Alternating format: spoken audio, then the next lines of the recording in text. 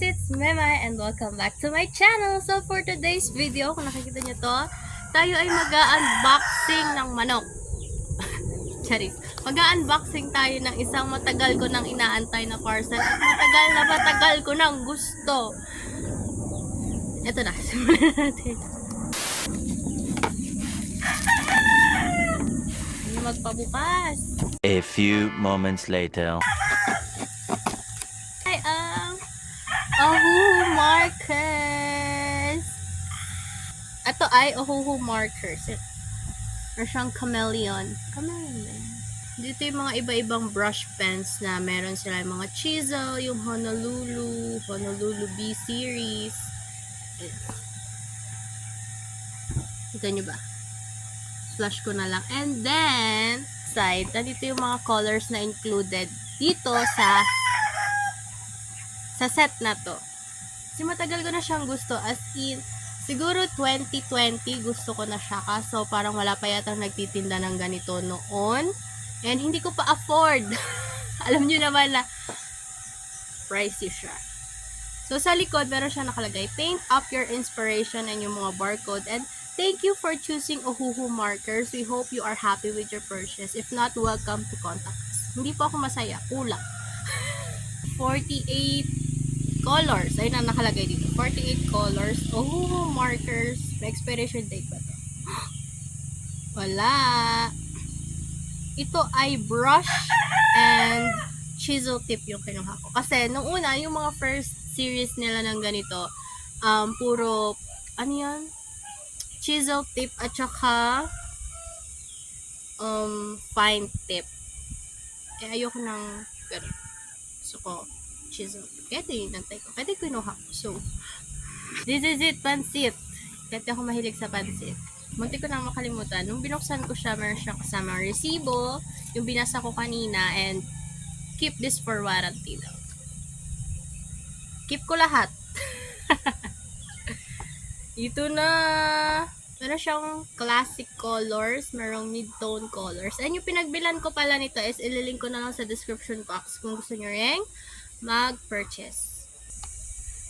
1 hour later. Ayaw na talaga. Kukunin ko na lang, guys.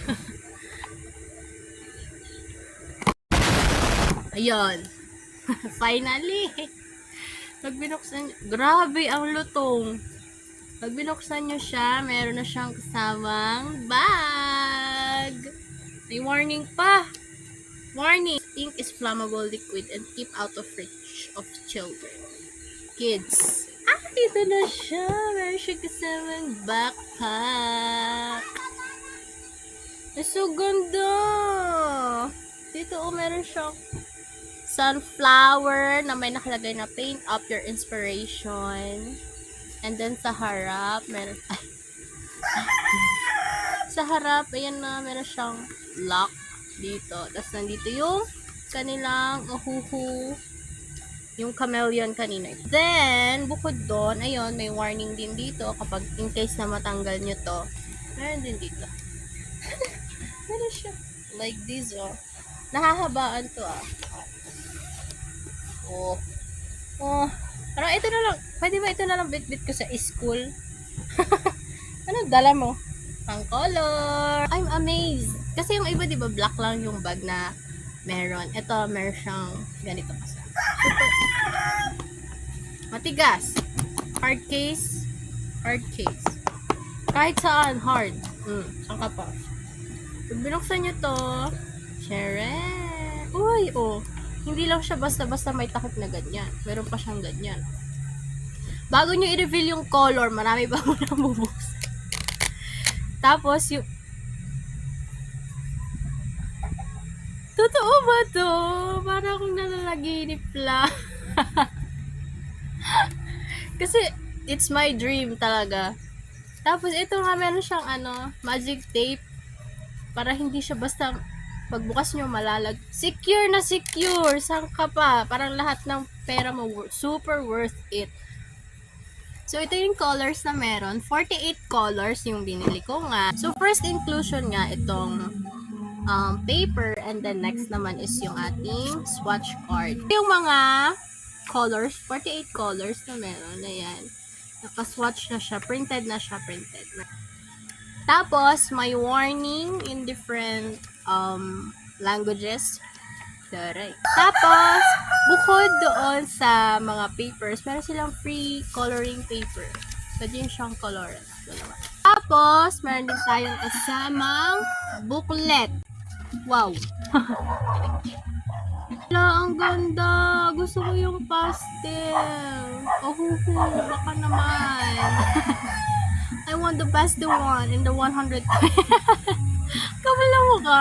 Yung gusto ko yung brush at saka chisel nib. So, dito na tayo sa color. Dito pa lang, pipiliin ako ng favorite kong color. Siyempre, ito. Uy, ganda! Totoo ba ito? Nananaginip po ba ako? Pakisampal naman po ako. Ang ganda niya, guys. Super smooth, super slim. Hindi siya bulky. Hi, it's me. So, itong hawak ko is super slick niyang tignan. Super ang ganda-ganda niya talaga. Wala ko ibang masabi kundi sobrang ganda niya. So, ito yung barrel niya. Papakita ko na lang din siya close up mamaya. Ayan yung tatak niya. Ohuhu art marker. And siya ay naka-silver print. Ayan.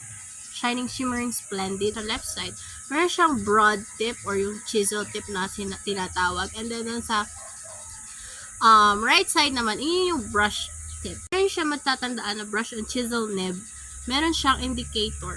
Meron siyang naka-indicate na gray na lining dito kung saan iyon ay ang ating ganda! Brush nib! Ayan.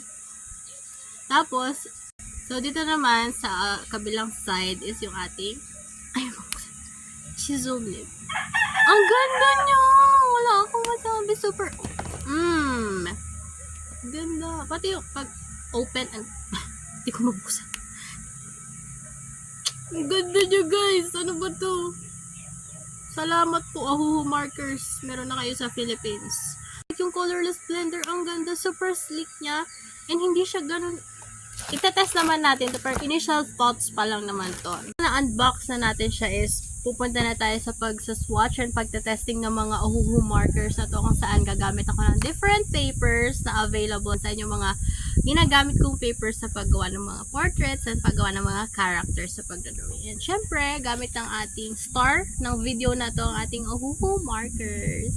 So, dito na tayo sa swatching part ng ating Ohuhu markers. Actually, parang akong na-overwhelm. Na-overwhelm talaga ako sa pag-swatch ko dito kasi nilabas ko lahat ng alcohol markers doon sa lagayan and hindi ko alam kung saan mag-uumpisa. So, ang ginawa ko is hinanap ko lang yung mga numbers na naka-indicate dito sa sa swatch card. Yun na lang yung sinunod ko. Kaya, ayun, umayos ang buhay ko sa pagsuswatch. Kahit na 48 colors lang siya, nakaka-overwhelm siya kapag hindi ka sanay. Tapos, yung meron dito is, nauna yung mga yellows, yung mga orange, may beige, ganyan, yung pink, purple, blue, green, and yung mga grays natin. Actually, super ganda ng payoff ng mga colors nito. Wala akong na-experience na walang tinta, kulang sa tinta. Lahat sila is super juicy, super tinta.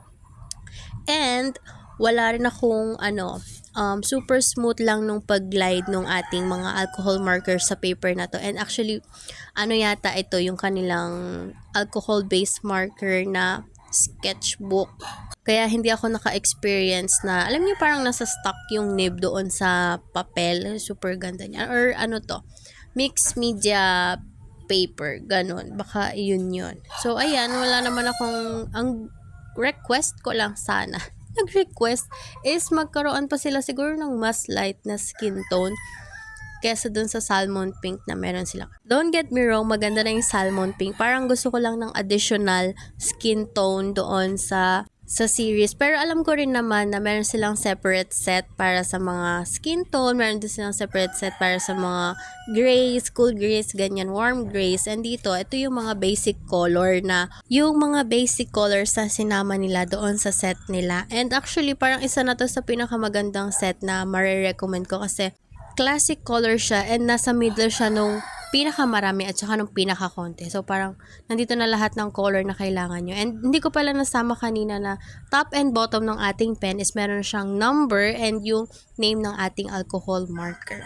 So, ito na yung final swatch ng ating alcohol-based markers and pupunta na tayo sa part kung saan itetry na natin siya. Mag-explore na tayo kung paano ko siya gagamitin.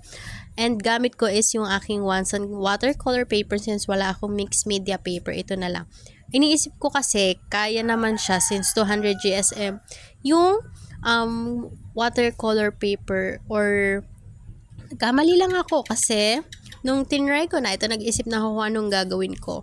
Ang first na ginawa ko is ang mag-blend ng color. So, gumamit ako nung sky blue, yung PB blue, then yung isa sa mga purple, yung mauve shadow yata.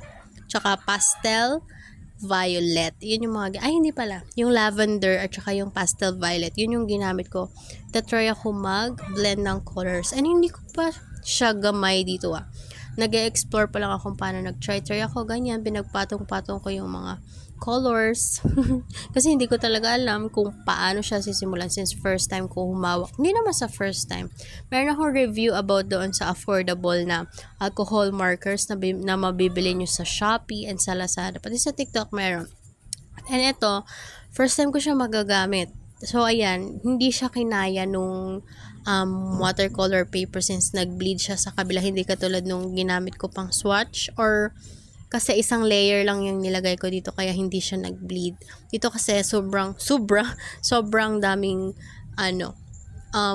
layers. So, yung next ko naman na trinay is yung blue, dark blue. Hanapin ko pa ba yan? Nakalimutan ko na kasi.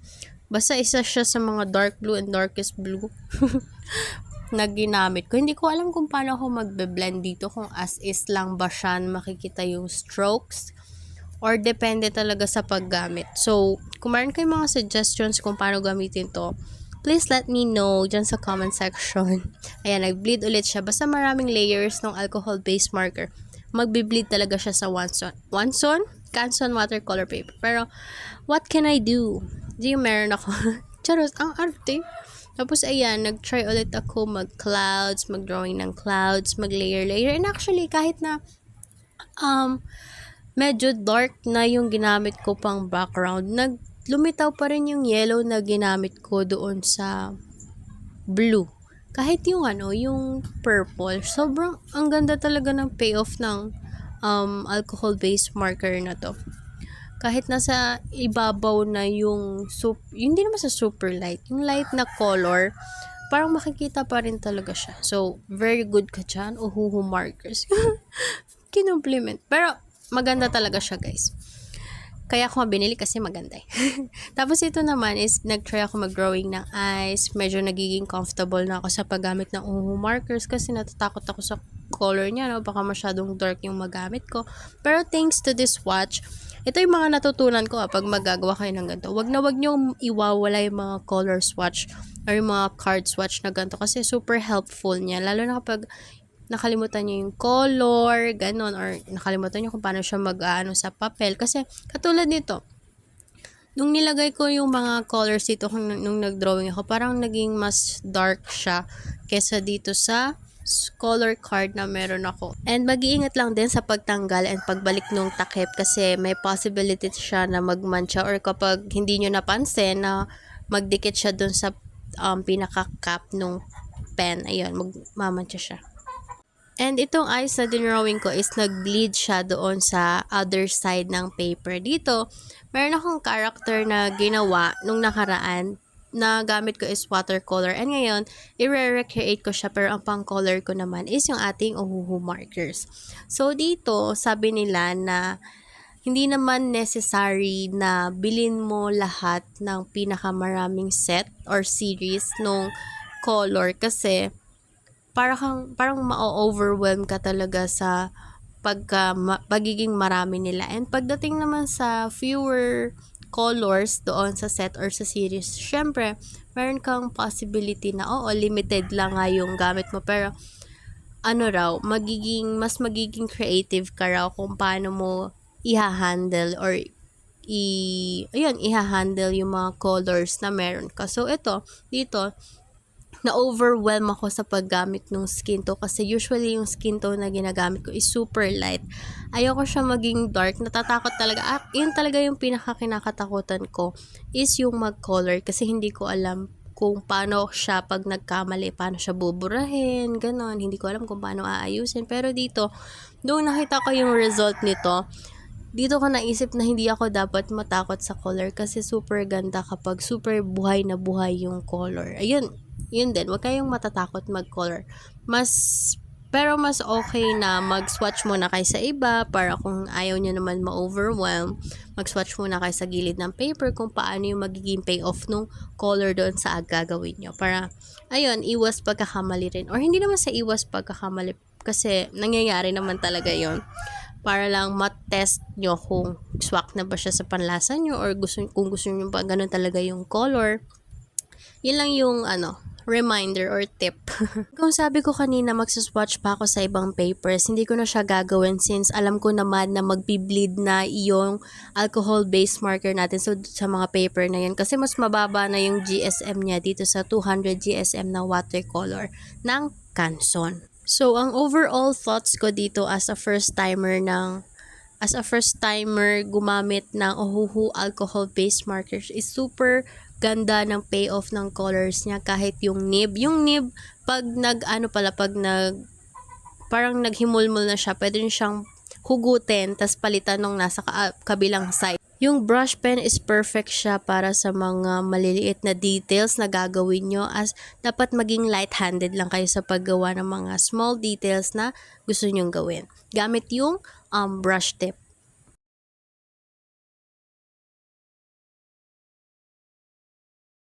Kung nag-enjoy ka sa video natin ngayon sa pag-swatch, sa pag-color, and sa pag-test ng ating Ohuhu 48 alcohol-based markers, don't forget to leave a like, comment, and subscribe, and i-ring mo na rin yung bell para always updated ka sa mga bagong art videos, bagong bullet journal, and kung ano-ano pang videos na i-upload ko. And bye-bye!